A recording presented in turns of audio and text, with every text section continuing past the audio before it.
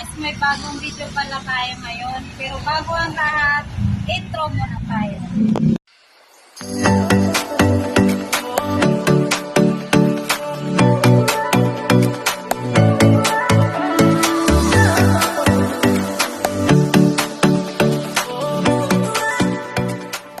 Kuya, nandito ako kay Kuya kasi nadadaanan ko sila. So, tatanungin ko lang siya ng Kuya, taga saan po kayo? Lower Asmin. Wala, may trabaho po ba kayo? Wala po ma'am. Bago lang kasi namatay anak ko pagkagat ng aso. Ano matay anak mo? Rabies. Tapos, yung may bahay kayo? Wala. Wala kayong bahay? Sa kapatid ko lang tira. Saan kayo natutulog? Kung saan lang. Sa bukas. So, gusto mo rin magkaroon ng trabaho? Pwede rin mo kahit pagbinta-binta lang kaming basahan. Hindi kita magkaroon ng trabaho. Pwede rin ma'am. Pero hindi ko kasi maiwan sa mga anak ko. Hindi, kung sakaling, Pwede mo kung sakaling sino makapanood nito sa video ko, sana matulungan tayo kasi lagi ko kayo nadadaanan natutulog sa kalye. Yun, kahit Kaya kapitalan nga. kunti ma'am. Dito man lang din kami sana.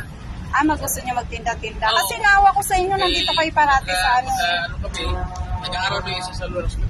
Dito mga uniform ko, pinatigil ko na sa maliit. Saan?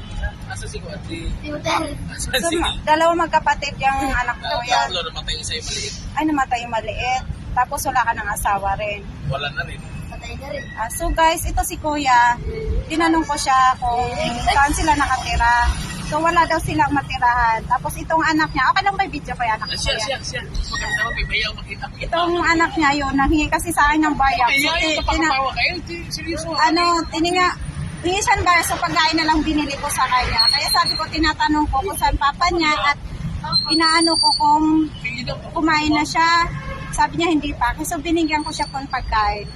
So ngayon, interview ko yung papa niya. Sabi niya, wala daw, nandito lang sila natutulog sa kalye. So sana matulungan niyo po sila kahit sa munting halaga or ano. So kasi napadaan lang naman ako dito eh. So salamat Kuya sa konting interview. Sana magkita tayo ulit. Kasi pag may pagpalain tayo ni Lord, babalik at babalik ako dito. Maraming salamat Kuya.